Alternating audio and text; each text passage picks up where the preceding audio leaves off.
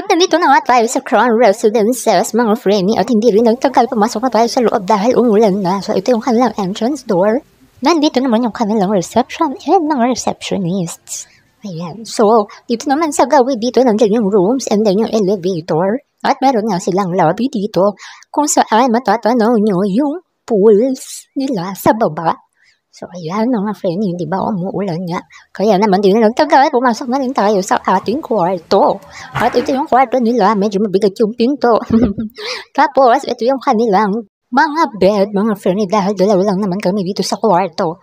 So, ito, yan, meron din silang TV dito. And ayan yung sa may door kanina. So, meron din silang salamin at lampshade dyan sa banda dyan.